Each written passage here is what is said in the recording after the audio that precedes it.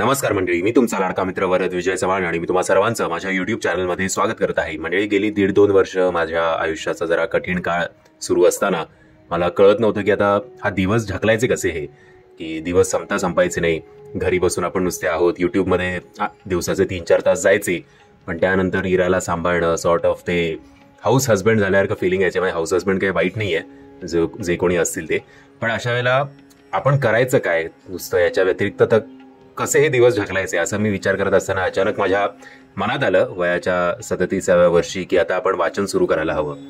Actually मला interest होतं महाभारत वाचण्यात, महाभारत त्यानंतर रामायण, बट मी याआधी कुठलंही पुस्तक वाचलं नाही आहे कधी, म्हणजे शाळेची पुस्तकं सोडली तर. त्यामुळे माझं असं डोक्यात होतं की आपल्याला वाचन जमणार आहे का मुळात. म्हणून मी म्हटलं की काय वाचूया, पहिलं पुस्तक काहीतरी असं घेऊया की जे ॲटलिस्ट आपण कदाचित ते संपवू शकू असं आपल्याला कॉन्फिडन्स तरी असेल. त्यामुळे मी म्हटलं नाही, महाभारत रामायण तर आहेतच, ते वाचायलाच हवं. पण सगळ्यात आधी आपल्या आयुष्यात जर आपण कुठलं पुस्तक वाचलं पाहिजे तर ते पुस्तक छत्रपती शिवाजी महाराजांवर आधारित असायला हवं. आपल्याला एक तर खास करून आपल्या शाळेत जे शिकवलं जातं इतिहासकारांमुळे, त्याच्यामुळे तर आपल्याला शिवाजी महाराज असतील किंवा जे कुठले फ्रीडम फायटर्स असतील त्यांना काही असं फारसं महत्त्व दिलं गेलेलं नाही आपल्या इतिहासाच्या पुस्तकांमध्ये. प्रत्येक मुघल्सना, याच लोकांना आणि ब्रिटिशर्सना खास करून खूप महत्त्व दिलं गेलंय. त्यामुळे खरा इतिहास काय आहे तो अजूनही आपल्याला कोणाला, जे लोक शाळेची पुस्तकं वाचून येतात त्यांना तर माहितीच नाहीये. सो मी म्हटलं की महाराजांवर आधारित आपण एक पुस्तक वाचायला हवं. पहिलं पुस्तक कुठलं वाचूया म्हणून मी रिसर्च करायला गेलो. तर श्रीमान योगी, रणजित देसाई साहेबांचं हे पुस्तक ॲमेझॉनच्या टॉप सेलिंगमध्ये होतं.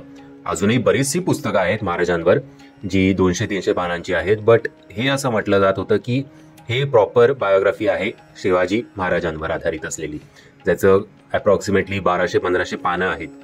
तर मी म्हटलं चला, हे हरकत नाही आहे, आपण छत्रपती शिवाजी महाराजांवर आधारित पहिलं पुस्तक वाचायलाच हवं.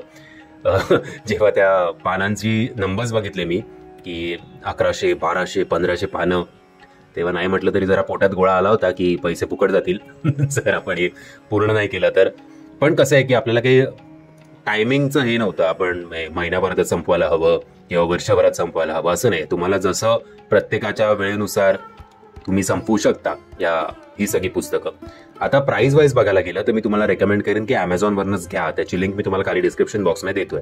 जर किंडल एडिशन तुम्ही या पुस्तकाचं घेतलं तर ते येईल तुम्हाला 339.49 रुपीजला. जर पेपर बॅक याचा आहे 674 रुपीजला आणि हार्ड कव्हर उलट आहे, हार्ड कव्हर आहे 639 रुपीजला. सो मी तुम्हाला रेकमेंड करेन की पेपर बॅगपेक्षा हार्ड कव्हरच घ्या, कारण हार्ड कव्हर जरा धरायला पण बरं वाटतं. त्याच्या पुस्तकांचं कलेक्शन तुम्हाला लोकांना दाखवायचं असेल तर hard cover any time better पडतं. बाकी पानांमध्ये तर पेपर बॅगमध्ये आणि हार्ड कव्हरमध्ये काहीही फरक नाहीये. हार्ड कव्हरमध्ये फक्त तुम्हाला तो पुठ्ठा जो आहे मेन तो मिळतो स्ट्रॉंग, सो तोच काय तो फायदा. आता येऊया या पुस्तकाच्या प्रॉडक्ट डिस्क्रिप्शनकडे, प्रॉडक्ट डिटेल्सकडे. मेहता पब्लिशिंग हाऊस पुण्याचं एकदम फेमस आहे ते पब्लिशिंग हाऊस, त्यांनी हे पुस्तक छापलेलं आहे. हे या पुस्तकाचं 29th एडिशन आहे. पहिलं एडिशन होतं 1 जानेवारी 1968ला. याची ओव्हरऑल पानं आहेत 1152, बट आय थिंक जास्तच आहेत जरा, कारण प्रस्तावनाचं याच्यात वगळण्यात आले ती 1152 मध्ये.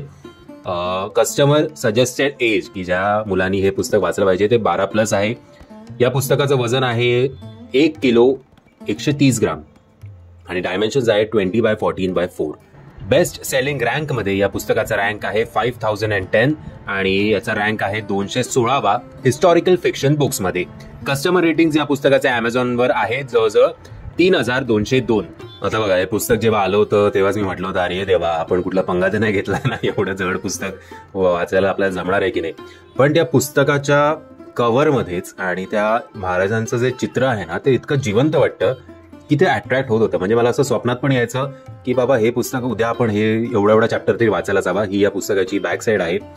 प्रत्येक याचं इतकं पॉलिश्ड वाटतं ना सगळं, आणि चांगलं हे केलंय बाबा, पुस्तक छापलं चांगलं आहे. आता बघा, हे श्रीमान योगी ते तुम्ही ते कव्हर काढलं तर तुम्हाला हे दिसेल ना. त्यानंतर आपला जो महाराजांचा भगवा होता स्वराज्याचा, हे पण मला आवडलं की पहिलं डिझाईन त्यांनी ह्या पानाचं ठेवलं भगव्या रंगाचं. मग श्रीमान योगी हे सुद्धा आपल्याला त्याच रंगात बघायला मिळतं आणि मग नंतर नॉर्मल फॉन्ट सगळे सुरू होतात. रणजित देसाई साहेबांचं पहिलं नाव, ज्यांनी आय थिंक स्वतःच्या आयुष्यातली, जर मी चुकत नसेल तर 10 वर्ष आय थिंक अभ्यास करून हे पुस्तक छापलंय. इकडे प्रत्येक एडिशनचं तुम्हाला डेट बघायला मिळते. पुस्तकाच्या पहिल्या पानावरच आपल्याला हे बघायला मिळतं की रणजित देसाई साहेबांनी हे पुस्तक जे आहे ते पुतळा बाईसाहेबांसाठी अर्पण केलेलं आहे, त्यांची एक आठवण म्हणून. ही प्रस्तावना आहे, आय थिंक 49 का 39 पानाची ही प्रस्तावना आहे. पण मी तुम्हाला रेकमेंड करेन की प्रस्तावना आधी वाचू नका, कारण प्रस्तावना रणजित देसाई साहेबांनी लिहिताना महाराजांचा उदो उदो किंवा मराठ्यांचा उदो उदो केलेला नाही आहे. त्यांनी एक न्यूट्रल पार्टी म्हणून ही प्रस्तावना लिहिलेली आहे. आणि प्रस्तावना वाचल्यानंतरच जर तुम्ही महाराजांचं अख्खं आयुष्य आधी वाचलं नसेल तर तुम्हाला वाटेल की हायला आपल्यासमोर जे प्रेझेंट करण्यात आलेत महाराज ते खरंच तेवढे वर्थ आहेत का. बट नंतर जेव्हा तुम्ही पुस्तक वाचायला लागता तेव्हा तुम्हाला कळतं की त्या त्या काळानुसार त्या त्या वेळेनुसार महाराज का असे वागले ते.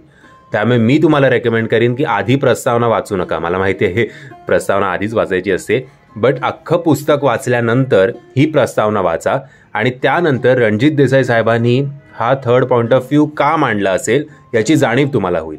एवढ्या मोठ्या प्रस्तावनेनंतर पहिला भाग या पुस्तकाचा सुरू होतो. पहिल्या भागातच महाराज जेव्हा जिजाऊ आपल्या मासाहेब प्रेग्नेंट असतात तेव्हापासून या कथेची सुरुवात होते आणि एवढी सगळी पानं वाचून झाल्यानंतर महाराजांचा जो शेवट आहे तो आपल्याला या या पुस्तकाच्या शेवटी वाचायला मिळतो, जे की जवळजवळ 1100-1200 पानं आहेत.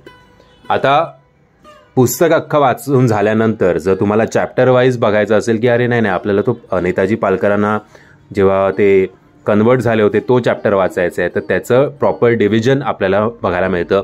संभाजी कावजी असेल किंवा गोलकोंड्यात जेव्हा महाराज गेले होते तेव्हाचा जो प्रसंग असेल, तर इकडे तुम्ही बाय रेफरन्स कुठल्या पानावर ते चॅप्टर आहेत, कुठल्या भागात आहेत हे तुम्ही इकडनं शोधू शकता. पुस्तकाच्या शेवटी तुम्हाला रायगड, राजगड, प्रतापगड याचं एक सॉर्ट ऑफ मॅप दिसतो, जो सुद्धा खूप चांगल्या प्रकारे रंगवण्यात आलाय.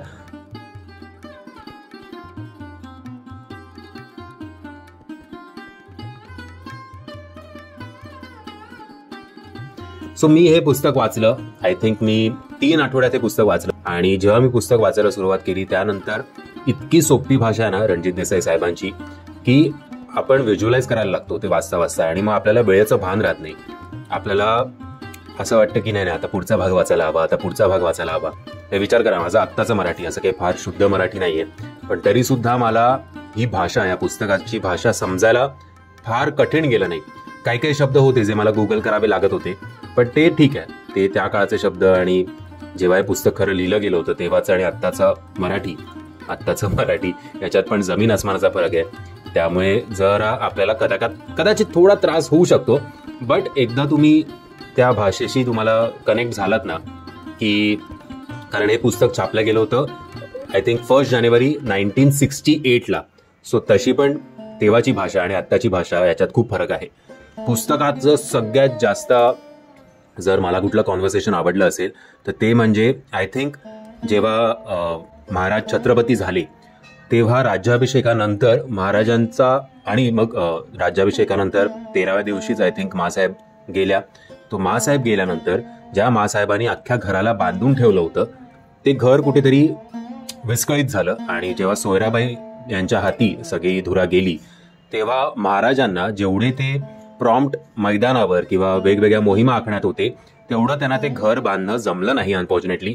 आणि तेव्हाचं महाराजांचा जो मेंटल ब्रेकडाऊन होता तो ज्या प्रकारे रंगवण्यात आलाय तो खरंच खूप कौतुकास्पद आहे. आणि न कळत तुमच्या डोळ्यात खूप पाणी येऊन जातं. खास करून महाराजांचे आणि संभाजी महाराजांचे जे डायलॉग्स याच्यात दाखवण्यात आले, ज्या प्रकारे लिहिण्यात आलेत, माफ करा, ते डायलॉग वाचताना तुम्हाला असं वाटेल की आपण एक मोठा सिनेमा मोठ्या पडद्यावर बघतोय. इतकं जिवंत ते कॅरेक्टर होतं. आता माझ्या अंगावर ऍक्च्युली काटा आला जेव्हा मी ते मेमराईज करून आठवत होतो तेव्हा. सुपर्ब लिहिलेत वाक्य. म्हणजे संभाजी राजेंना जपण्याचा महाराजांनी केवढा प्रयत्न केला, बट आय थिंक कुठेतरी महाराज जरा कन्फ्युज होते, कारण महाराज सुद्धा स्वतःच्या वडिलांपासून म्हणजे शहाजीराजेंपासून लांब होते. त्यामुळे त्यांची आई आणि त्यांचे बाबा जे होते ते आपल्या मासाहेबच होत्या. बट कुठेतरी संभाजीराजे गळ्यातलं ताईत त्यांच्या होतं, तरी सुद्धा आय थिंक जे प्रत्येक वेळेला त्यांना ओलीस ठेवलं जायचं, म्हणजे मिर्झा राजे जयसिंगकडे असेल किंवा आग्र्याचा किस्सा असेल किंवा त्यानंतर आय थिंक औरंगाबादला त्यांना पुन्हा एकदा जावं लागलं होतं संभाजीराजेंना. सो हे जे काही ते महाराजांपेक्षा जास्त बाहेरच्या लोकांमध्ये राहिले तिकडे कुठेतरी यांचा दुरावा वाढत गेला आणि सोयराबाईंमुळे तर जरा जास्तच या सगळ्या गोष्टी घडल्या. एनिवेज असो, ही जी बाजू आहे ना महाराजांची की नंतर जेव्हा पुरंदरचा पॅक्ट झाला आणि मग राज्याभिषेक झाला त्यानंतर मॉरली ते इतके ब्रेकडाऊन झाले होते. ही बाजू खरंच मला तरी खूप शॉकिंग होती. आणि जेव्हा आपण बघतो की या ब्रेकडाऊन नंतर महाराज प्रत्येक वेळेला जेव्हा मोहीम त्यांच्या हाती यायची तेव्हा ते किती सगळं दुखणं आणि सगळं आजारपण विसरून जायचे. आणि जेव्हा फॅमिली बरोबर ते असायचे तेव्हा त्यांचं आपल्याला एक वेगळंच रूप महाराजांचं बघायला मिळतं या पुस्तकामुळे, जे खरंच खूप अनएक्सपेक्टेड होतं. सो मी तुम्हाला रेकमेंड करीन की नो डाऊट आपले महाराज आपले देव आहेतच, पण शेवटी ते एक माणूस आहेत आणि माणूस म्हणून ते कसे प्रत्येक संकटावर मात करून पुढे पुढे चालत गेले. काही गोष्टी कशा त्यांच्या हातात राहिल्या नाहीत, म्हणजे सईबाईंचं जाणं असेल किंवा नंतर आय थिंक काशीबाई जेव्हा गेल्या तेव्हा त्यांची शेवटची इच्छा होती की महाराजांचं तोंड बघणं, पण महाराजांना ते शक्य झालं नाही. ते जोपर्यंत पोहोचले तोपर्यंत त्या वारल्या होत्या. आणि ते पुन्हा एकदा महाराजांना कुठेतरी खटकत राहणं की आपण आपल्या फॅमिलीला एकत्र बांधून ठेवू शकलो नाहीये. या सगळ्या गोष्टी ज्या आहेत ना सुपरबली लिहिल्या आहेत आणि सोप्या भाषेत लिहिल्या आहेत. मी तुम्हा सगळ्यांना आपल्या मावळ्यांना विनंती करीन की आपल्या राजाचं हे पुस्तक नक्कीच वाचा. आणि जर तुम्हाला माहिती असेल की अजून कुठलं पुस्तक याच्यापेक्षा चांगलं आहे जे महाराजांवर आधारित आहे, कारण महाराजांना आपण कितीही वाचलं तरी ते कमीच पडणार आहे, तर कृपया मला कमेंटच्या माध्यमातून कळवा. म्हणजे मी आशा करतो तुम्हाला हा व्हिडिओ आवडला असेल. जर हा व्हिडिओ मोठा झाला त्याच्यासाठी माफी. जर तुम्हाला हा व्हिडिओ आवडला असेल तर प्लीज या व्हिडिओला लाईक, शेअर आणि चॅनलला सबस्क्राईब करायला विसरू नका. जय हिंद, जय महाराष्ट्र.